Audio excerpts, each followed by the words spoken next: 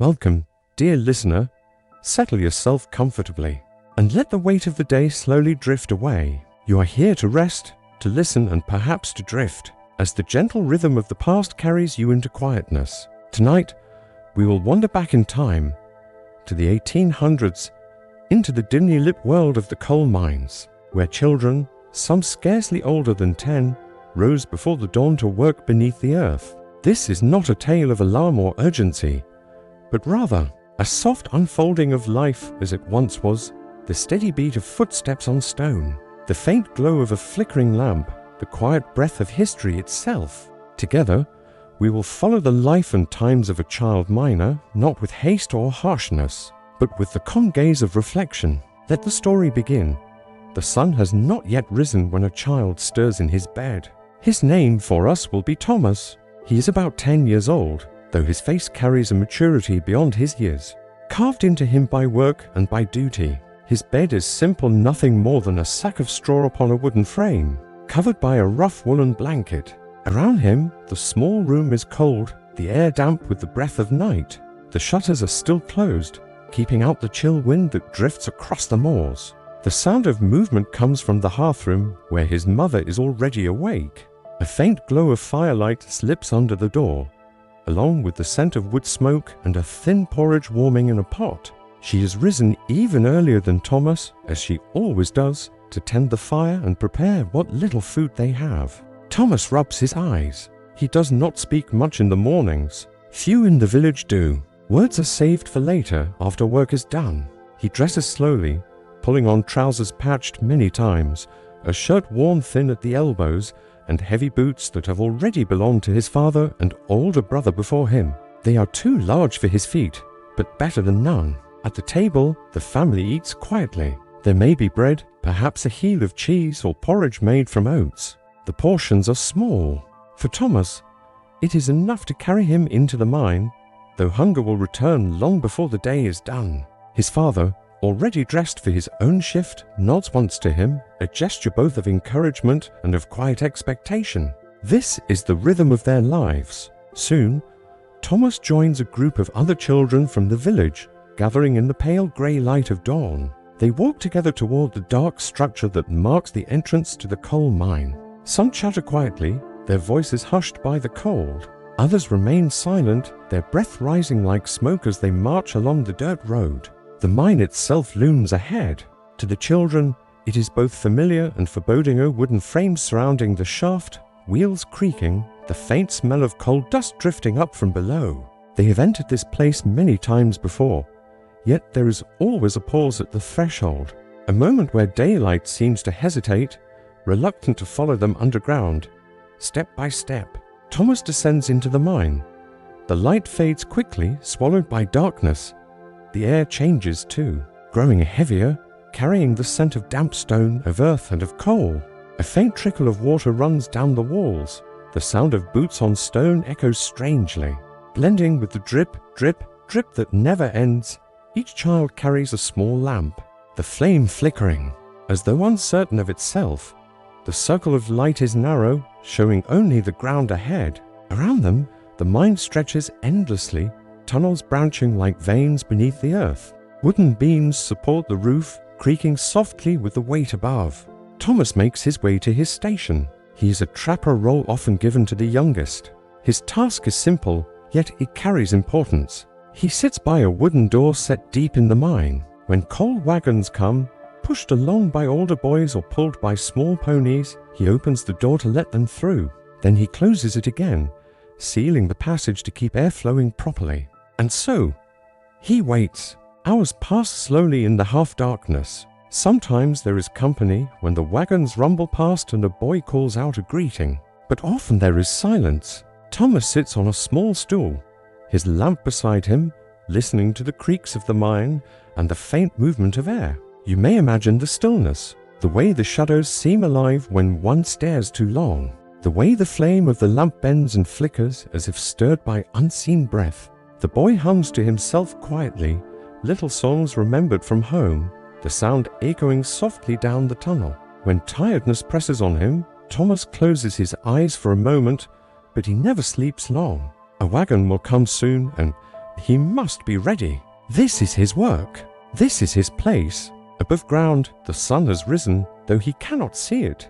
Life continues in the village. The women hang washing, the men at the surface tend machinery. Horses pull carts across the yard. But here in the mine, time feels slower, stretched into silence. Each hour marked only by the passing wagons and a changing glow of the lamp. At midday, there may be a break. Thomas pulls a crust of bread from his pocket, eating quickly in the dark. Sometimes he shares a laugh with another child who passes by. Sometimes he eats alone, listening to the endless drip of water. By afternoon, weariness weighs on his small body. His back aches from sitting so long on the hard stool. His eyes grow heavy from staring at shadows. And yet, he continues, for there is no choice. Finally, after long hours, a call comes down the tunnel. The shift is ending. The children begin the slow climb back toward the surface, lamps held high. The air grows lighter. The sound of voices grows clearer. Step by step, they return to daylight. When Thomas emerges, the evening sky is already touched with gold. His face and hands are smudged with soot, his clothes darkened by coal dust. Yet the air feels fresh, cool, and wide after so many hours underground. He takes a deep breath, savoring it as though tasting the world again. At home, supper waits, a simple meal of potatoes, perhaps a bit of broth. The family gathers around the fire. Their talk gentle and sparse. The flames flicker, casting warm light on tired faces. Afterward, Thomas curls once, more beneath his blanket, his body heavy with fatigue. Outside, the night spreads across the village. Inside, he drifts slowly into sleep, knowing that tomorrow will be much the same. This is the life of a child miner in the 1800s, a life of rhythm and repetition, of quiet endurance. Day by day, season by season, the pattern continues, shaped by the demands of the earth and by the slow turning of time. The story of the child miner is not a single story. It is many stories, carried on the shoulders of countless children who lived and labored during the 1800s. To understand one child's life, like that of Thomas, is to glimpse a pattern shared by thousands of others. Each name, each face, belonged to a larger tale, the tale of an age when childhood was shortened, and the rhythm of work replaced the rhythm of play. Let us drift further into this story. In the early years of the 19th century, Britain was transforming. Cities were expanding. Factories were rising, their chimneys filling the sky with smoke. Steam engines hissed and clattered, trains thundered across the countryside, and new machines spun cloth faster than ever before. Beneath all of this progress, unseen and often forgotten, lay coal, the fuel that made it all possible. And to bring coal from the depths of the earth, the industry turned not only to men, but also to women and to children. The reasons were simple, though heavy with meaning. Children were small. Their bodies could fit into the low seams of coal that grown men could not easily enter. Their hands were nimble, quick to tie knots, to set traps, to push wagons. Their wages were low, far less than those of adults. And for families living in poverty, each coin mattered. A father's income might not be enough to feed the household. A mother might find work only seasonally.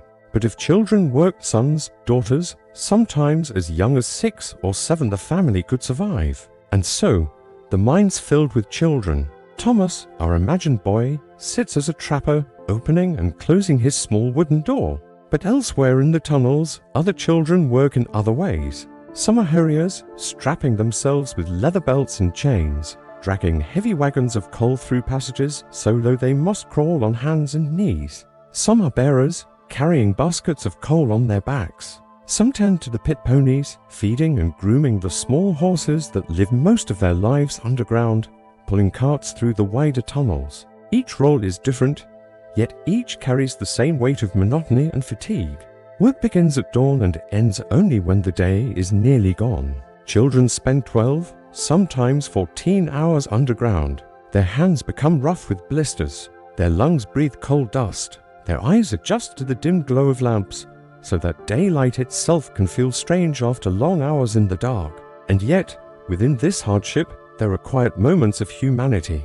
A hurrier, resting briefly, might share a crust of bread with a fellow child. A trapper, lonely at his door, might hum a tune his mother once sang by the fire. A A boy tending ponies might stroke their manes softly, whispering words to them in the stillness. These small moments offered comfort, gentle rhythms that softened the harder edges of their days. The story of the child miner was also the story of the village around the mine.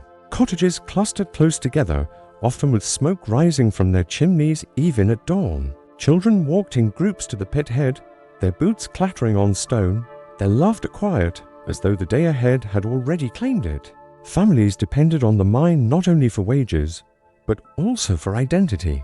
To be a mining family was to be bound to the earth itself, to measure time not in years but in shifts, in loads of coal, in the steady turning of the seasons. And yet, even as these lives unfolded quietly, change was stirring.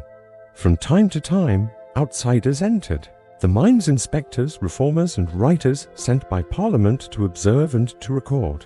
They carried notebooks and lanterns, and their eyes grew wide as they saw the children, small and pale, laboring in the narrow seams. They wrote down what they witnessed in calm but firm words, describing the silence, the soot, the endless hours. One such report, published in the 1840s, spoke of a girl no older than 8 who dragged heavy coal carts through passages so low she had to crawl. Another described a boy who had worked as a trapper since the age of 6, spending 12 hours a day alone in darkness. These accounts, when read aloud in Parliament, stirred both sorrow and debate. Some argued that childhood should not be spent in such places. Others, however, insisted that the work was necessary, that families needed the wages, that industry needed the coal, that such was simply the order of things. Slowly, gently, change came. In 1842, the Mines Act was passed in Britain, forbidding women and very young children from working underground. It was a step, though not an end, for older boys continued to work, and poverty still pressed families to send them to the mines. But the story of the child miner had begun to be told beyond the villages, reaching ears that had once been closed to it. You may picture Thomas hearing whispers of this act, though it did not reach him quickly. Laws passed in London took time to reach the coal fields, and in truth, for many families, little changed. Work continued day by day, and children still walked the narrow tunnels, lamps in hand. But something had shifted in the great tapestry of history. The story of the child miner was no longer silent. Yet when we step back and listen quietly, we find that most of these stories were never written down. Most children, like Thomas, left behind no diaries, no letters, no portraits. Their voices remain only in fragments, parliamentary notes, reformers' sketches, an occasional testimony. The rest is silence. And so, when we imagine their lives, we imagine gently, filling in the quiet spaces with the rhythm of ordinary days. The story of the child miner, then, is both vast and intimate. It is vast because it stretches across nations: England, Wales, Scotland, Belgium, France, even as far as the United States. Wherever coal was needed, children were there. And it is intimate because it rests in the life of a single child, rising before dawn, eating a crust of bread, walking into the dark, and returning home at dusk. This is the story of Thomas. It is the story of thousands. It is the story of an age when coal lit the lamps of cities, turned the wheels of factories, and warmed the hearths of homes fueled in part by the small hands and tired eyes of children. And yet, in the quiet telling, there is also a sense of endurance. For though the work was heavy, though the days were long, life itself carried on. Families gathered around their fires, songs were sung in chapels, fields bloomed with spring, and the seasons turned. Childhood, though shortened, was not wholly erased. Dreams still flickered like lamp flames, fragile but enduring in the darkness. The mine was not only a place of labor, it was also a place of mystery. To spend one's life underground was to live close to the unknown, to feel the weight of the earth above, and to wonder about the shadows that seemed to whisper in the dark. For children whose imaginations were still tender, these mysteries became part of daily life. They shaped the way miners thought, the way they worked, and the way they endured. In the stillness of a mine shaft, the earth was never entirely silent. Wood beams creaked softly, bending under the pressure of rock. Water dripped steadily from the ceiling into small pools below. Sometimes the walls themselves gave off strange sounds, muffled groans or faint, sharp cracks as the seam shifted. To the miners, these sounds were not random. They were voices, warnings, and signs. Among the most enduring beliefs was that of the knockers. In Wales and Cornwall, where tin and coal mines stretched deep into the earth, the knockers were said to be small, unseen spirits who lived in the tunnels. Miners spoke of hearing them tapping on the walls, soft rhythmic knocks that came just before a collapse or a fall of rock. To hear the knockers was to be warned to listen closely, to move carefully, and sometimes to escape just in time. Children heard these tales from their elders, passed down by firelight or whispered in the tunnels. A boy like Thomas, sitting long hours at his trapper's door, might hear a faint tap in the distance. Was it merely the shifting of stone? Or was it the knockers calling out in their secret way? Alone in the dark, the line between sound and imagination blurred. The knockers were not always thought of as kind. Some believed they could be mischievous, leading miners astray, stealing tools, or hiding food. Yet even then, they were respected. Many miners left small offerings at the start of a shift, a crust of bread, a drop of ale, a whispered word of thanks, hoping to keep the spirits content. Beyond the knockers, there were other customs. Before entering the mine, some men touched the wooden frame of the shaft, almost as though greeting the earth itself. Others carried small charms, a cross carved from wood, a coin polished smooth, a scrap of ribbon from home. These tokens were more than decoration. They were anchors of comfort, reminders that in a place of darkness, one was not wholly alone. Songs, too, had their place. In some mining communities, children were taught simple hymns or folk songs, sung softly in the tunnels to pass the time. The sound of a voice, even faint and wavering, broke the silence, carrying reassurance. A lonely trapper humming to himself might feel, for a moment, less isolated, as if his song stitched him back into the fabric of life above. The mine itself was often imagined as alive. Its passages seemed endless, twisting in ways that felt almost deliberate. The flicker of a lamp could turn shadows into shapes that danced along the walls. In the stillness, a child's mind might see faces in the rock, or hear voices in the trickle of water. These impressions were not dismissed. Instead, they became part of the story of the mine, woven into the quiet beliefs that guided each day. Above ground, faith offered another layer of meaning. Sundays brought respite, however brief. Bells from the village church called families to gather, their sound carrying across fields and rooftops, reaching even the blackened pit head. In chapel, miners sang hymns with deep voices, filling the small space with harmony. For children, these songs were reminders of light, of community, of hope beyond the shadows. Prayers were often spoken before entering the mine, simple words asking for protection. Some families gathered at the door each morning, mothers tracing small crosses on the foreheads of their children before they walked to the shaft. It was a gesture of love, a ritual against fear, a way of sending courage into the darkness. Superstitions also flourished. To whistle in the mine was thought unlucky, as though it might call forth spirits or stir the earth to move. To speak ill of the dead while underground was avoided, lest their souls linger too close. Even small accidents, a lamp flickering suddenly, a tool slipping from one's hand, could be taken as signs, reminders to tread carefully. For children, these beliefs were both comfort and caution. They gave meaning to the unseen, shaped the way fear was managed. When Thomas sat alone, hearing a distant groan of shifting rock, he could tell himself it was the knocker speaking. If the sound came again, sharper this time, he might whisper a quiet thanks for the warning, adjusting the way he sat, alert but calm. In this way, the mysteries of the mine were not mere stories. They were tools for survival, woven into the daily rhythm of work. They helped miners to endure long hours in silence, to explain the inexplicable, to carry on with steadier hearts. Outside the mines, children sometimes repeated these tales in play. In the small yards behind cottages, they imitated the knocking sounds, laughing as they tried to frighten one another. In the evenings, around the hearth, grandparents might share older stories of spirits that guarded treasures deep in the earth, of lights that appeared before disasters, of voices that called from the tunnels when no one was near. Such stories blurred the line between fear and fascination, giving shape to a world otherwise hidden. In truth, much of this was born from the human need to find meaning in places of danger. The mine was unpredictable and life within it fragile. To believe in unseen guides was to believe that one was not entirely powerless.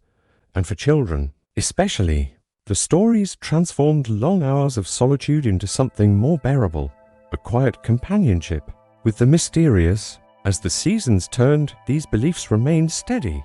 Winter might bring frost to the village roofs, but underground the mine stayed cool and damp, its mysteries unchanged. Summer might fill the fields with birdsong, but in the tunnels the knocker still tapped and the shadows still shifted. The earth kept its secrets and the miners kept their faith. And so, the child miner's world was not only made of coal and stone, it was also made of whispers, of songs, of unseen presences carried in the imagination. These mysteries, whether true or not, softened the silence, gave comfort to fear, and bound generations together with stories that lasted long after the lamps had gone out.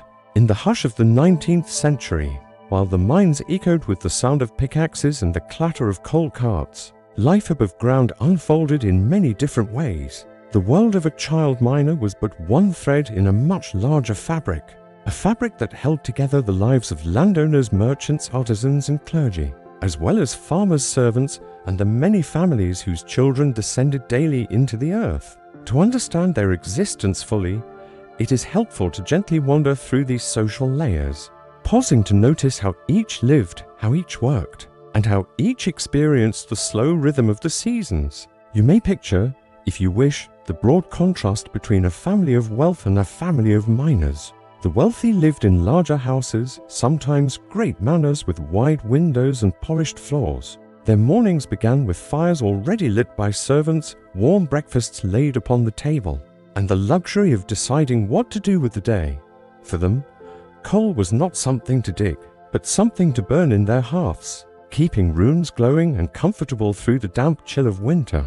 The smell of wood polish and the flicker of candlelight filled their evenings, and their children, dressed in clean clothes, played in gardens or learned their lessons from private tutors. Meanwhile, in the cottages of the mining villages, mornings began with the scrape of a match against a rough wall, the faint flare of a flame, and the hope that there would be enough bread or porridge to sustain the children before their work underground. Their homes were small, often two rooms, with low ceilings and walls stained by coal dust carried back from the pits. Bedding was shared, floors were bare, warmth was uncertain, especially when wages ran thin. In these homes, survival was not taken for granted but earned each day through labor. The children here were not guided by tutors but by necessity. Their lessons were the weight of a shovel, the balance of a lamp, and the endurance of long hours. Yet, it was not only the highest and lowest who shaped the story of the time. Between them lay the steady rhythm of artisans, bakers, blacksmiths, and merchants. The blacksmith's hammer rang with a steady beat, a sound different from the miner's pick but equally rooted in labor. His forge glowed in the dark mornings, and he worked with skill to make nails, horseshoes, and tools that kept the local community running. The baker, rising before dawn, kneaded dough in quiet kitchens, filling the streets with the smell of fresh loaves that would be carried to market. Each played their role, their days less dangerous perhaps than those of the miners, but no less bound to the unbroken circle of work, rest and work again.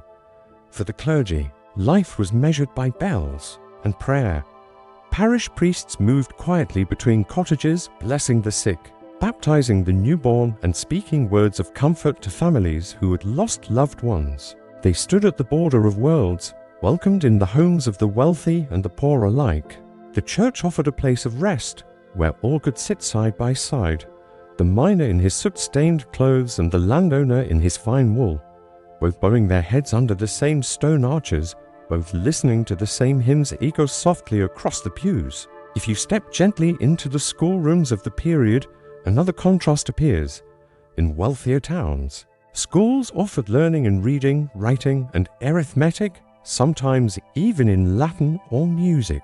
For the children of the poor, school was often a brief luxury, a short period before labor demanded their time. Charitable schools sometimes welcomed mining children for a few hours in the evenings, their small hands smudged with coal as they traced letters by candlelight. These lessons were not simply for knowledge, but for hope, a fragile chance that perhaps one day a child might find work beyond the mines. The rhythm of meals, too, shows the divide. A wealthy household might enjoy roasted meats, pies filled with vegetables, sweet puddings, and tea poured from polished pots. Servants laid the dishes, polished the silver, and carried away the plates when the meal was done. By contrast, the miner's supper was modest: bread, potatoes, perhaps cabbage, and only occasionally a bit of meat. Meals were eaten together at small wooden tables, sometimes in silence, sometimes with gentle laughter as families tried to keep spirits warm. Despite the meagerness of the fare, even leisure carried differences. Wealthy families visited theaters, read novels by candlelight, or walked through landscape gardens. The miner's child, when free, might simply sit by the hearth, perhaps carving a small toy from a scrap of wood or playing simple games with pebbles. Yet, in their laughter, there was joy no less real. It was not the abundance of things that shaped their happiness, but the closeness of family and the moments of relief from toil. And so, across this social spectrum, life was woven together. Coal linked them all.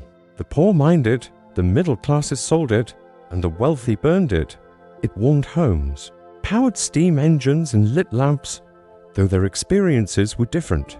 The quiet truth was that each life, in some way, depended upon the other.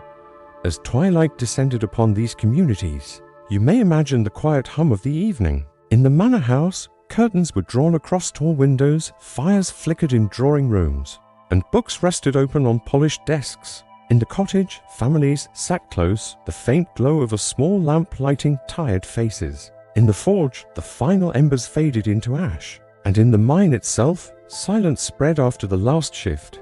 The tunnels dark once again until the next dawn. Through it all, the rhythm of life continued, each day different, yet each day the same. The wealthy drifted into comfortable rest, while the miners laid their heads down with the dust of the day still in their lungs. Above and below ground, they all moved within the same century, each shaping, in their own way, the story of the times. And now, as you let these images linger, you may feel the gentle weight of history settle like a blanket. The lives of the wealthy and the poor, the clergyman and the miner, the child at play and the child at work, all threads in a vast, quiet tapestry. Their world is gone now, yet as you close your eyes, its echoes remain, soft and distant, like a lullaby carried on the wind. If we step back for a moment and widen our gaze beyond the shafts of the mines and the weary figures of the children who labored there, we begin to see a larger world unfolding in the 19th century, a world where society was divided, sometimes starkly, between those who carried the weight of daily toil and those who lived with comfort and means. And yet, in subtle ways, all were bound together by the same slow-moving rhythms of the century. You might imagine, for a moment, the narrow cottages that lined the streets of a mining village. Their walls were darkened by coal smoke, their floors often bare, their windows rattling with the wind. A child miner would return to such a home at day's end, finding warmth in the company of family rather than in the trappings of wealth. Supper might consist of bread, perhaps a little broth, maybe some boiled potatoes. And while hunger was not uncommon, there was also a quiet sense of togetherness, of voices murmuring by the hearth, of mothers mending clothes, of siblings sharing stories before sleep. Now, if you drift your thoughts across to another side of that same century, you would find the homes of mine owners and industrialists. Their houses, sometimes called villas, were set apart from the smoke and grime of the pits. Here, the air was clearer, the rooms larger, and meals more plentiful. Fine fabrics adorned the furniture, polished wood gleamed under candlelight, and servants moved silently through the halls. The contrast could not have been sharper, yet both households existed in the same time, under the same sky. For the working child, days were dictated by necessity. Labor began before dawn and ended only when darkness fell, leaving little space for schooling or leisure. Yet, among the more privileged classes, education was a growing priority.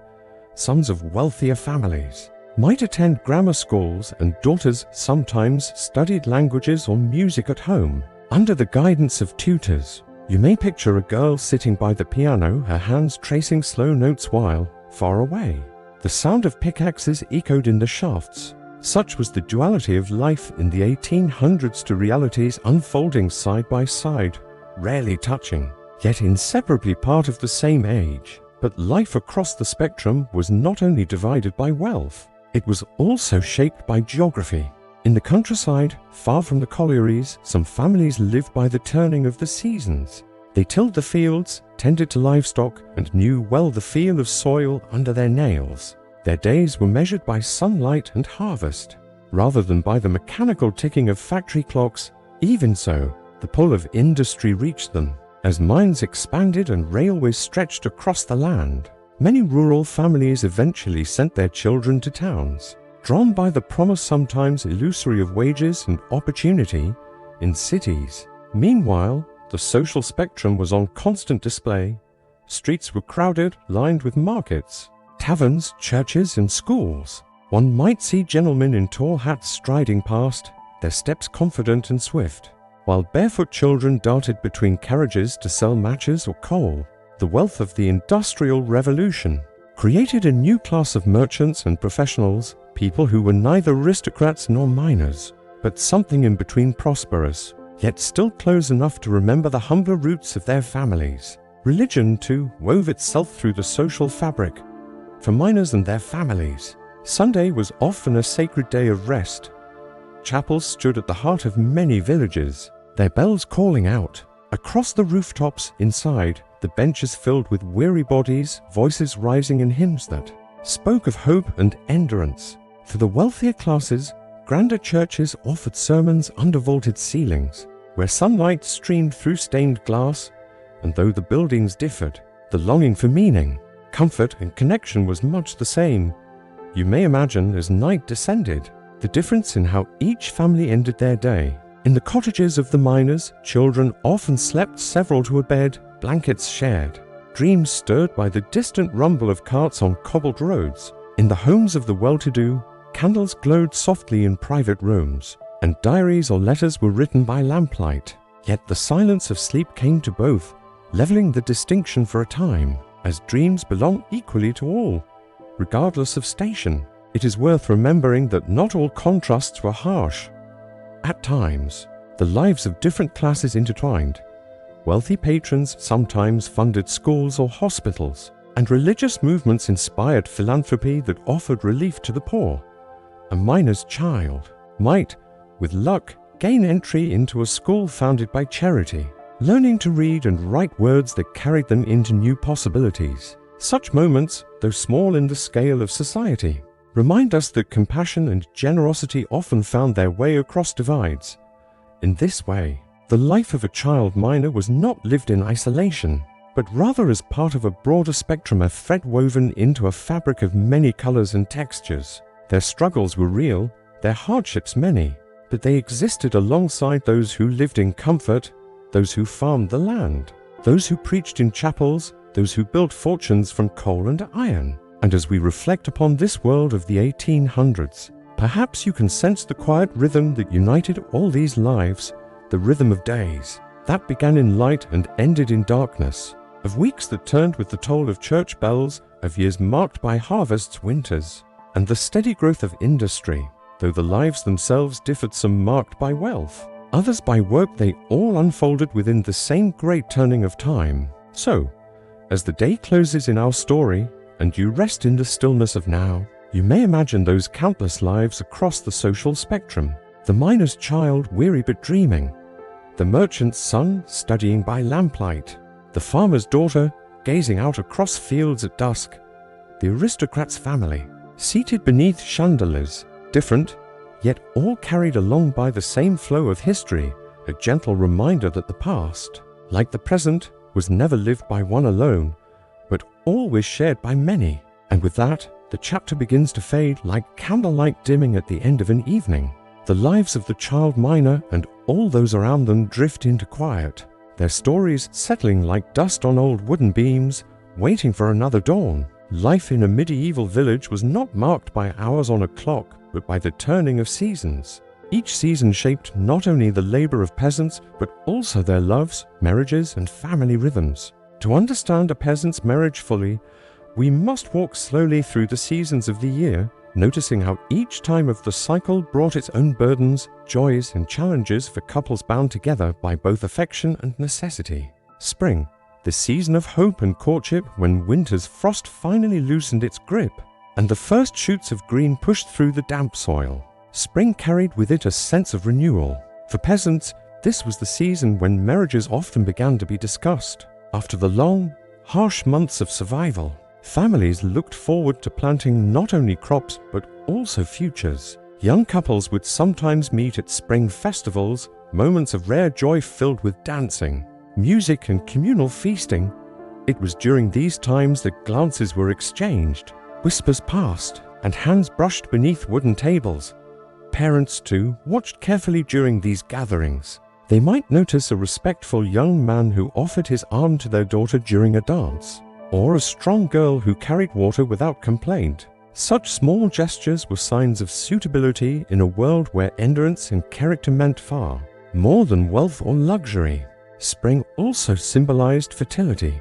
Just as seeds were planted in the earth, marriages arranged in this season were seen as a hopeful investment in the growth of family lines. Many wedding ceremonies, especially among peasants, took place after Easter, a holy season filled with themes of rebirth and promise. Yet spring was not only about romance. Newly married couples often had little time to bask in affection. Fields had to be prepared, animals tended, and homes repaired after winter's damage.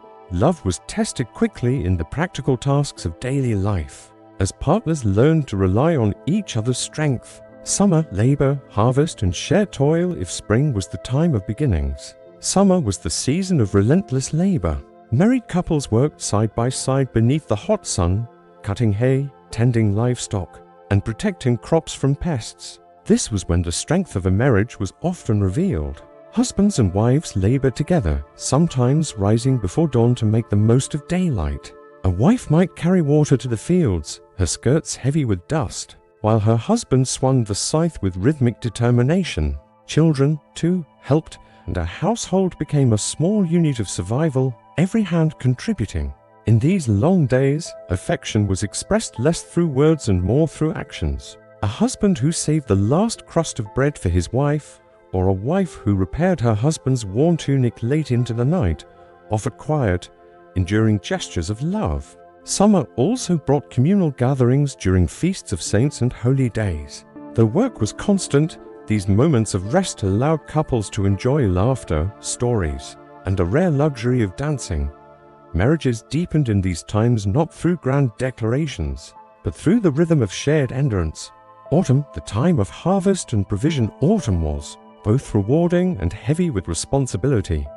Crops ripened, and peasants poured their strength into the harvest. For married couples, this season determined whether their family would endure the winter ahead.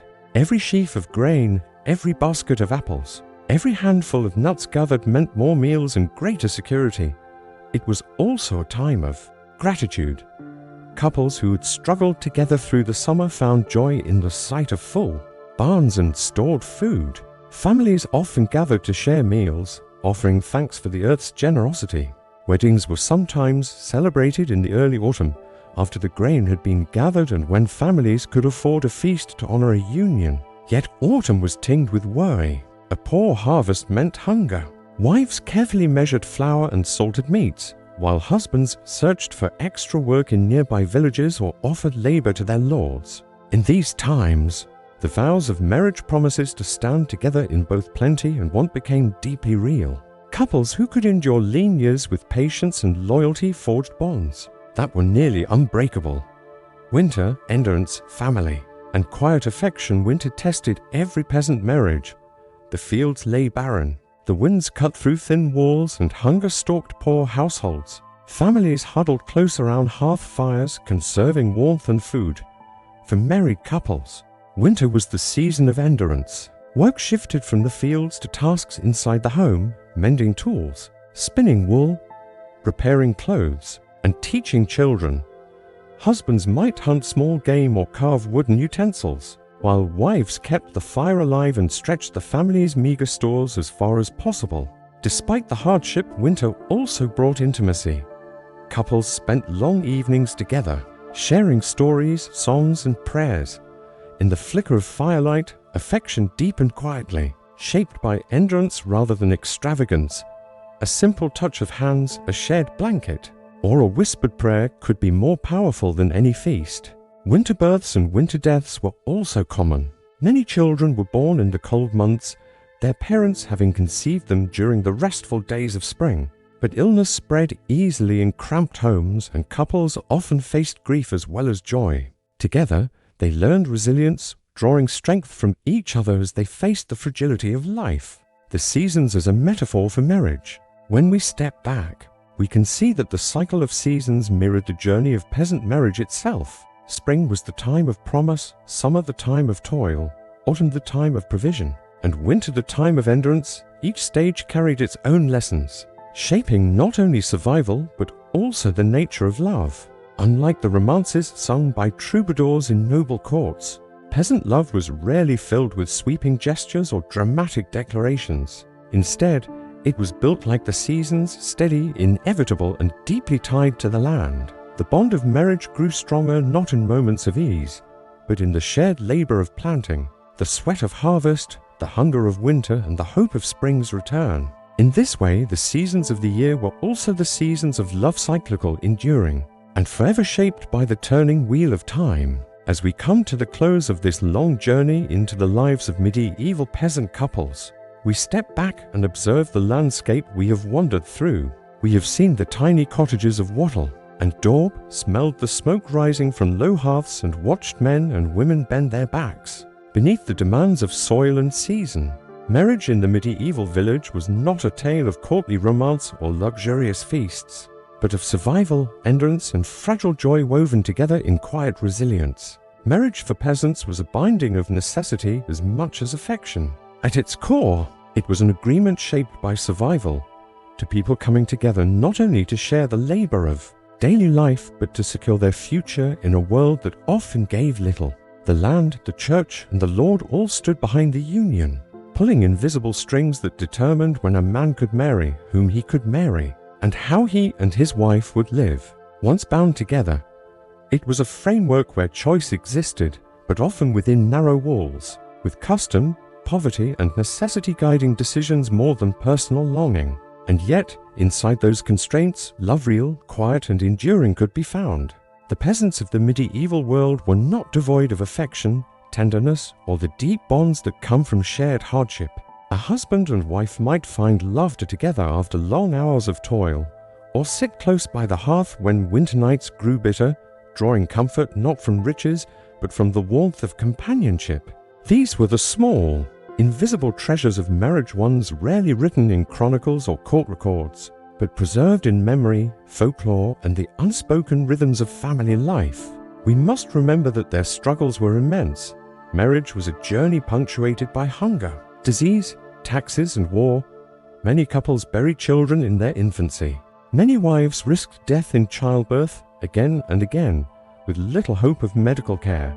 Husbands often faced back-breaking labor, the risk of famine, and the constant pull of obligations to the manor. In such a fragile existence, the survival of the family unit required resilience that went beyond love. It demanded discipline, prayer, and often sheer endurance. But even within that harshness, there were spaces for joy. Peasant weddings, though simple compared to noble pageantry, were filled with song, feasting, and dance. These gatherings were moments of release, when the village came alive with laughter and music. Marriage was, after all, not only a union between two people, but a communal event, celebrated and remembered by neighbors and kin. Over time, the marriage bed gave rise to children who carried on the family name, strengthened the labor force of the household, and formed the bonds of kinship that defined village life for generations. Another thread we have seen is the role of the church. Priests, bishops, and canon law might have seemed distant from the daily sweat of peasants, yet their influence was immense. Marriage was framed as a sacrament, holy, unbreakable, and bound to the spiritual life of the couple. The ringing of church bells marked not only the ceremony, but the recognition of the union in the eyes of God. This spiritual dimension elevated marriage beyond mere survival. It reminded the poor that their struggles had divine meaning, and that their loyalty to one another mirrored the loyalty expected of them in faith. And what of freedom? For peasants, freedom was often scarce, and marriage could both limit and expand it. Women gained some security through their husbands, but lost certain independence once bound by the household. Men, though heads of families, carried heavy obligations to their lords and communities. Yet together, many couples carved out spaces of quiet autonomy, gardens where food was grown, evenings where stories were shared, and small gestures of care that lightened the burdens of the day. From all of this, a picture emerges not of despair but of resilience. Medieval peasant marriages remind us that even in the harshest conditions, human beings seek connection. When life strips away excess, what remains are the bonds of family, the comfort of shared labor, and the tender moments of trust that help people endure what seems unbearable.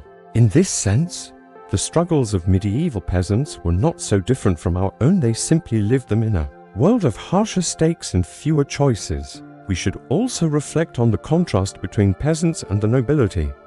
While kings and queens made alliances through marriages that shaped kingdoms, peasants made alliances that shaped survival. Both groups were bound by expectations, yet the outcomes were profoundly different.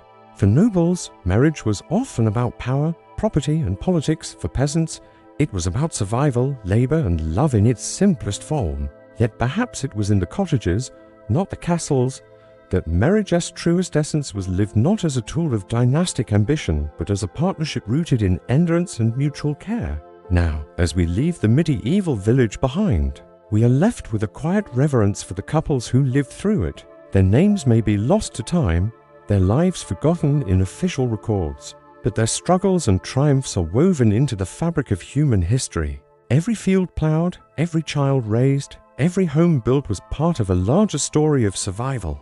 And within that story, marriage stood at the center. The invisible thread binding lives together against the uncertainty of the world.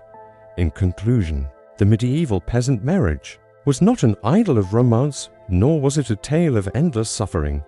It was something far more real, more human, a fragile balance of necessity and affection, of hardship and joy, of duty and devotion. To understand their struggles is to glimpse the endurance of the human spirit, which seeks love, comfort, and companionship even in the hardest of times. So, as you drift into rest with these images in mind, imagine again the small cottage at the edge of the field. The fire burns low, casting a soft glow. A husband and wife sit side by side, tired from their day's labor but warmed by each other's presence. Outside, the wind whispers through the thatch. Inside, a quiet bond holds firm, the same bond that has carried humanity forward, one couple at a time. Through centuries of hardship and change, that is the story of medieval peasant marriages.